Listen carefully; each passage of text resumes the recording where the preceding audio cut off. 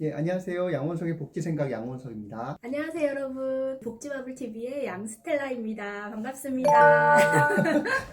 우리 이제 수능 예. 끝났잖아요. 공부하는 사회복지 후배들이 있어요. 예. 다른 거는 뭐 이렇게 다 이렇게 공부하고 학교에서 또 가서 배우면 되는데 면접 준비는 어떻게 해요? 이런 거 많이 물어보더라고요. 그래서 이제 예. 제가 선생님 만나러 간다고 하니까 우리 동료들이 하는 말이 종사자들 이직할 때 아, 예, 예. 면접 준비 어떻게 예. 하는지도 물어봐 달라 그러더라고요. 그게 정답이 없는 문제라서 어떻게 풀면 될까요? 예. 면접 준비를 할 때 제가 얘기해 줄 수 있는 부분들은 생각하고 있는 그런 예. 기관이 있다면 그 기관에 맞는 인재상을 갖춰라 이제 이 아. 정도 이제 얘기를 했었어요. 일하고 싶은 기관이 있다면 미리 준비하여 그 기관에 필요로 하는 인재상에 알맞게 준비하며 도전해 보시기 바랍니다. 그 인재상에 맞게 어떻게 그러면 예. 준비할 수 있을까? 일단 학생분들 중에서 네. 나중에 사회복지기관으로 네, 네. 오시려고 하시는 분 같은 경우에는 맨 처음에 기관을 선정하실 때 나하고 맞아야 돼요. 내가 가고 싶은 곳이라고 하는 것의 의미 안에는 나하고 맞고 내가 거기 가서 일할 때 내가 거기서 맡게 되는 일이 내 성장, 내 인생의 방향 이거랑 맞아야 되거든요. 그래서 그런 부분들을 찾는 것이 일단 우선이 되겠죠. 그런데 그러려면 사실은 면접이라고 하는 건 두 가지예요. 기관이 대부분 구직자를 면접 보잖아요. 기관은 면접을 보고 우리는 거기에 응하는 것 같은 그런 느낌을 받으실 텐데 그렇게 구하시면 저는 안 된다고 생각해요. 기관이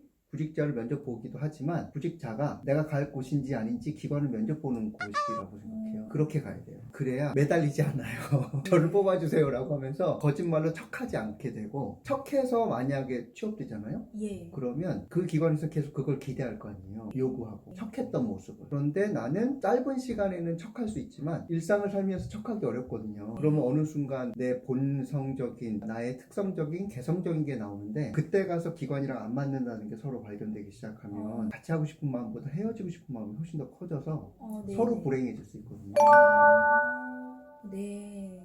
그래서 양쪽이 다 면접 본다고 생각해야 되는 거고, 근데 그냥 놔두면은 기관은 오히려 우위에 있기 때문에 자연스럽게 면접 보는 쪽이다라고 생각하시겠지만, 구직하시는 면접하시는 분들도 내가 기관을 선택하는 것이다 라고 하는 마음으로 가는 게 1단계라고 생각해요. 그래요. 근데 이렇게 말씀드리면 많은 경우에 근데 그쪽은 갑이고 이쪽은 을인데 어떻게 내가 면접을 보냐, 내가 만약에 기관을 면접 보는 것 같은 느낌도 받으면 그쪽에서 나 안 뽑아주면 어떡하냐, 이 고민들을 많이 하시더라고요. 네네. 현실적으로 생각해 보면 좋겠는 게, 내가 갈 수 있는 복지기관이요 전국에 엄청 많거든요. 그런데 나를 뽑아줄 수 있는 곳이 몇 군데면 되느냐 하면 한 군데면 돼요. 네. 하나면 돼요. 네, 그 네. 많은 기관 중에 네. 한 군데만 날 뽑으면 되거든요. 오히려 두 군데, 막 세 군데, 100군데가 와달라고 막 얘기하면 곤란해져요. 내가 좀 독특한 사람이다 해도 전국에 있는 사회복지 기관 중에서 몇 군데만 독특하면 돼요. 그쪽도 한 군데만 독특하면 되거든요. 네, 네. 그럼 날 뽑아줄 거예요. 척하는 것보다 나의 본성적인 걸 드러내는데 그 특성을 장점으로 봐줄 만한 기관이 한 군데만 있으면 되는 거예요. 여기가 나 안 뽑아줬다 그러면은 좌절할 게 아니라, 나랑 안 맞네? 나도 갈 생각 없었어 하면 되죠. 면접 볼 네. 때 안 맞았을 거니까. 네네. 여러분들 자신감이 생기겠어요. 이제 어떤 분이 영상에 댓글을 남겼는데, 원래는 다른 쪽에서 종사를 하시다가 사회복지 쪽으로 뜻이 생겼다. 네. 그래서 이제 이 길로 가려고 하는데, 이제 교회에서 우선 아이부터 어르신, 장인 다 이제 다 좋다, 다 된다. 그런데 지금 이제 취업을 했을 때 우선적으로 경험이 중요하면 아무나 갈까요? 이렇게 들어가요. 들어가서 경험을 쌓는 게 좋을까요?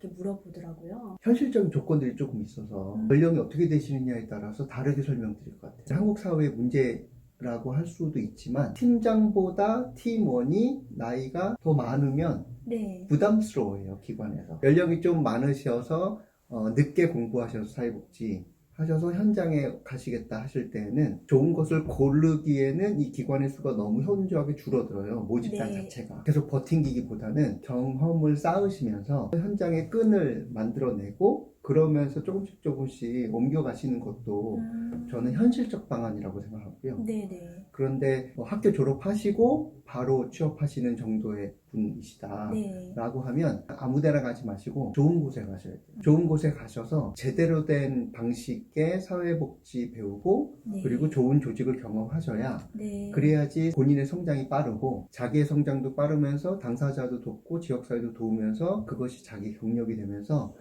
조금 더 선택이 가능해진다고 생각해요. 그러면 여기서 딱 네. 궁금한 게 나오네요. 좋은 기간을 예. 어떻게 예. 알아볼 수 있을까요?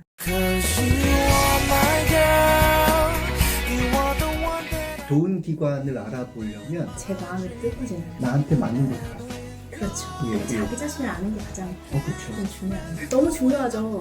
기간 실무자 면접. 기관이 그렇게 이성적이고 체계적으로 사람 뽑지 않는다.